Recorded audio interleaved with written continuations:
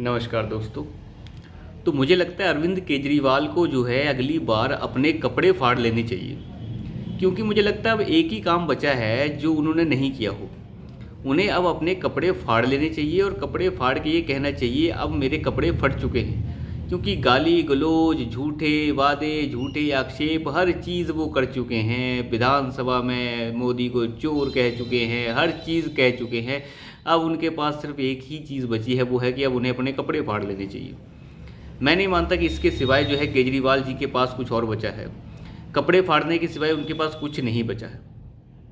सुबह से शाम गलत आक्षेप लगाने वाला ये आदमी है, दूसरों को चोर बोलता है, खुद कहता है मैं बहुत अच्छा हूँ, मैं बहुत अच्छा हूँ, शराब का घोटाला हुआ ही नहीं, शराब का घोटाला हुआ ही नहीं। अरे भैया, शराब का घोटाला नहीं हुआ तो शराब का पैसा ये गया कहाँ? ये इतना सारा मुनाफा तुमने कारोबारियों को कैसे करवाया? इसका जवाब तो इस आदमी के पास है ही नहीं। तो अगली बार जो है मोदी को चोर चोर कहने की बजाय ये अपने कपड़े फाड़ लेगा, इतना तय है। अब आम आदमी पार्टी में धीरे धीरे जो है हालात ख़राब होते जा रहे हैं। खैर, इन हालातों पे तो हम रोज़ बात करते रहते हैं, परंतु आज जो है हम दूसरी बात करेंगे। पहली बात तो ये कि हेमंत बिस्वा शर्मा ने जो है केजरीवाल की बखियाँ उधेड़ दी हैं, और साथ में कपिल शर्मा ने भी। तो फिलहाल जो है हेमंत बिस्वा शर्मा ने ये कहा है, एक निजी टीवी को वो इंटरव्यू दे रहे थे, तो उन्होंने ये कहा कि भगवंत मान ने तो बहुत बेहतरीन काम किया है। भगवंत सिंह मान जो पंजाब के मुख्यमंत्री है, उन्होंने जिस प्रकार से वहाँ पे अलगावाद और जो अमृतपाल का जिस तरीके से वहाँ पे महिमा मंडन हो रहा था, उसके ऊपर जिस तरीके से प्रहार किया है, और वो जिस तरीके से पूरी की पूरी जो प्रशासन ने एक्शन किया है, हेमंत बिस्वा शर्मा ने बहुत ही ज़्यादा तारीफ़ करी है भगवंत सिंह मान की, जिस तरीके से उन्होंने पंजाब में शांति व्यवस्था को बनाए रखा है। और साथ ही साथ जो है केजरीवाल की जो है इतनी बेइज्जती की है। उन्होंने कहा कि केजरीवाल एक म्यूनसिपैलिटी का सीएम है, ये एक जो है म्यूनसिपैलिटी कॉरपोरेशन का सीएम है, इसे क्या पता कि क्या सिस्टम होता है और कैसे होता है। ये एक पूर्ण राज्य का मुख्यमंत्री भी नहीं है, इन्हें क्या पता कि कैसे चलता है सिस्टम। तो मुंह के ऊपर ऐसी बेइज्जती जो है अरविंद केजरीवाल की हो रही है। म्यूनसिपैलिटी का सीएम बना दिया है इस आदमी को, और ये म्यूनसिपैलिटी का ही सीएम बन के रह गया। इसीलिए मैं कह रहा हूँ कि अब इसे अपने कपड़े फाड़ लेने चाहिए। एक कपड़े फाड़ने के सिवाय इसके पास अब कुछ नहीं बचा है। सब कुछ करके देख लिया इस आदमी ने। तो अब जो है अरविंद केजरीवाल अगली बार देखते हैं कपड़े अपने कब फाड़ते हैं। खैर, जब वो अपने कपड़े फाड़ें तब देखेंगे। फिलहाल जो है एक कहानी उन्होंने कल सुनाई थी कि जी एक राजा था, राजा जो है बहुत घमंडी था, बहुत अहंकारी था, कम पढ़ा लिखा था, पढ़ाई नहीं कर रखी थी उसने, डिग्रियां नहीं थी उसके पास। वो कह रहे थे कि प्रधानमंत्री जो हैं कम अनपढ़ गंवार हैं, और प्रधानमंत्री के बस का कुछ नहीं है, सारा का सारा सिस्टम जो है मुझे पता है, और मुझे प्रधानमंत्री बना दो आप, और जो है इस ऐसा है वैसा है फलाना है। तो ऐसी ही कहानी जो है आज कपिल जी ने भी सुनाई है। भारतीय जनता पार्टी की तरफ से कपिल ने एक कहानी दी है। वो कहानी इतनी बेहतरीन है दोस्तों कि अगर आप उस कहानी को सुने तो आप भी हैरान हो जाएंगे। मुझे लगता है कि कपिल जी ने ऐसी कहानी सुनाकर जो है अरविंद केजरीवाल पे ऐसे मुंह पे ऐसे तमाचे मारे हैं कि इस नमक हराम को जो है आज के बाद ऐसी अनाप शनाप कहानियाँ बोलने की आवश्यकता नहीं पड़ेगी दोस्तों। ऐसी घटिया कहानियाँ पढ़ता है ये, ऐसी घटिया बातें बोलता है ये आदमी कि इसे खुद नहीं पता कि ये क्या बोल रहा है। इस बेशर्म आदमी की जो बेशर्मी है वो कपिल ने ऐसे उतारी है कि अगली बार ये आदमी जो है ध्यान रखेगा कुछ भी बोलने से पहले। तो मैं अभी आपको वो वीडियो सुनाता हूँ, सुनिए। और आप जो है ये वो वीडियो सुनने के बाद अंदाज़ा लगाइए कि इस नमक हराम की हरामगिरी में जो भी है वो कपिल जी ने पूरा बोला है। सुनिए। नमस्कार दोस्तों, आज मैं आपको एक कहानी सुनाऊंगा। कहानी एक नमक हराम की। जी हाँ, एक ऐसा नमक हराम जिसने सत्ता के लिए और पैसे के लिए दोस्तों को धोखा दिया, साथियों को धोखा दिया, जनता को धोखा दिया, पूरे शहर को धोखा दिया, अपने गुरु को धोखा दिया। ऐसा कोई रिश्ता, ऐसा कोई संबंध इस व्यक्ति का बचा नहीं जिसको इसने ठगा ना हो। इस व्यक्ति के बारे में कहा जाता है कि ऐसा कोई सगा नहीं जिसको इसने ठगा नहीं। जी हाँ, नमक हराम। एक ऐसा नमक हराम जिसने सत्ता और पैसे के लालच में देश की सेना के शौर्य तक के ऊपर सवाल उठा दिए। एक ऐसा नमक हराम जिसने तब तब देश के खिलाफ बोला जब जब देश के दुश्मन चाहते थे कि कोई देश के अंदर से देश के खिलाफ बोले। एक ऐसा नमक हराम जिसने सबसे पहले तो ये झूठ बोला कि वो इनकम टैक्स कमिश्नर था, और बाद में ये तथ्य सामने आया कि वो कभी इनकम टैक्स कमिश्नर था ही नहीं।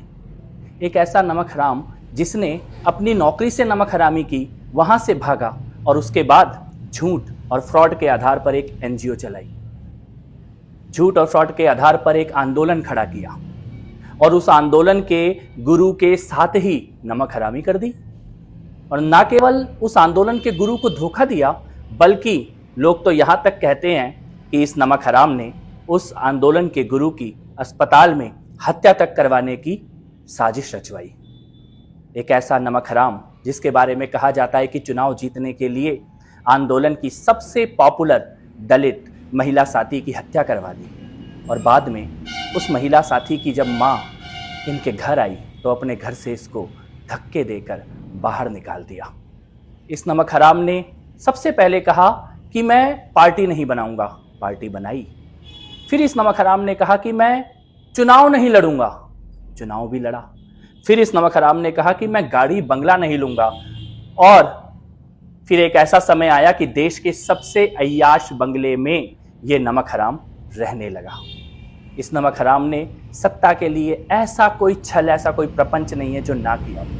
जिसके ऊपर इस नमक हराम ने आरोप लगाए, बाद में उन सब के तलवे चाटे, उन सब के जूतों में दाल पी। जिसको इसने कहा कि मैं इनसे लड़ने के लिए आया हूं, बाद में उन सब के हाथ मिला के खड़ा हो गया और देश से ही लड़ने लग गया, धर्म से ही लड़ने लग गया। इस नमक हराम की कहानी यहीं खत्म नहीं होती है। इसने टिकटों को बेचने का धंधा शुरू कर दिया। आंदोलन के और पार्टी के साथियों को सत्ता में आते ही एक एक करके चुन चुन के पीठ पर छुरा भोंकने लग गया, मारने लग गया, खत्म करने लग गया, बाहर करने लग गया। इस नमक हराम ने काले धन का, हवाला का एक ऐसा नेटवर्क खड़ा किया और शराब की दलाली के धंधे में कूद पड़ा। लेकिन ये इस नमक हराम की सबसे बड़ी गलती साबित हुई। ये नमक हराम फंस गया। इसके दो सबसे मजबूत साथी जो शराब की दलाली में, हवाला में और काले धन में इसका साथ देते थे, वो पकड़े गए और जेल चले गए। अब इस नमक हराम को डर लग रहा है कि ये भी जेल जाएगा।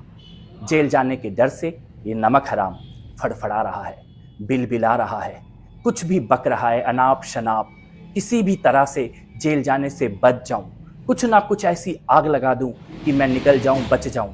लेकिन कानून का फंदा इस नमक हराम के गले पर कस चुका है। अब ये बचने वाला नहीं है। क्या आप जानते हैं इस नमक हराम को? कौन है ये नमक हराम? तो देखा आपने कैसे जो है किस तरीके से बेइज्जती अरविंद केजरीवाल की जो है की है, परंतु इस आदमी को शर्म है कहाँ। अरविंद केजरीवाल बहुत बेशर्म आदमी है जी। वो इतना बेशर्म आदमी है कि उसे कोई फ़र्क नहीं पड़ता। अगली बार वो अपने कपड़े भी फाड़ लेगा और किसी को कुछ फ़र्क नहीं पड़ेगा, और उसे तो कोई फ़र्क वैसे भी नहीं पड़ता। तो अरविंद केजरीवाल का हाल ये हो चुका है कि अब वो ऐसी अनाप शनाप कहानियाँ बक रहे हैं, और उन कहानियों के जवाब में दूसरे नेता भी ऐसी कहानियाँ दे रहे हैं। तो देखिए किस तरीके से जो है राजनीति अपने रंग बदलती है। ये बिल्कुल भी अच्छी बात नहीं है कि इस तरीके से बातें की जाएं। मैं इसके पक्ष में बिल्कुल भी नहीं हूँ, परंतु अरविंद केजरीवाल को ऐसी ही भाषा समझ में आती है। आए दिन जो है वो एलजी से लड़ते रहते हैं। आज भी वो एलजी से लड़ रहे थे, और एलजी ने तो ये कह दिया कि मैं अब मानहानि का केस ठोकूंगा इनके ऊपर। इन्होंने नाक में दम कर दिया है, नाक में दम कर दिया है। कह रहे हैं कि एलजी जो लेफ्टिनेंट गवर्नर हैं, उन्होंने जो है बिजली की सब्सिडी रोक दी है। एलजी साहब ये कह रहे हैं कि मैं सब्सिडी की फ़ाइल 4 दिन पहले ही क्लियर कर चुका हूँ, और अब भी ये आदमी कह रहा है कि हमने सब्सिडी रोक रखी है। भाई हमने कोई सब्सिडी रोकी नहीं, तो हम क्यों कहेंगे ऐसा? तो आप समझिए कि ये किस तरीके से झूठ फैलाया जा रहा है। सब्सिडी केजरीवाल खुद रोक रहा है, क्योंकि पैसा ही नहीं बचा है। सब्सिडी खुद रोक रहा है, नाम जो है लेफ्टिनेंट गवर्नर का लेता है। हर चीज़ जो है लेफ्टिनेंट गवर्नर के गले में जाके डाल देते हैं घंटी की तरह, और सोचते हैं कि उन्होंने नहीं किया, उन्होंने नहीं किया, उन्होंने नहीं किया। जनता को बेवकूफ़ बना रहा है जी आदमी। इतना बड़ा पाखंडी जो है ये जनता को बेवकूफ़ बना रहा है। प्रदीप जी वरिष्ठ पत्रकार हैं, उनकी एक बात बड़ी अच्छी लगी मुझे।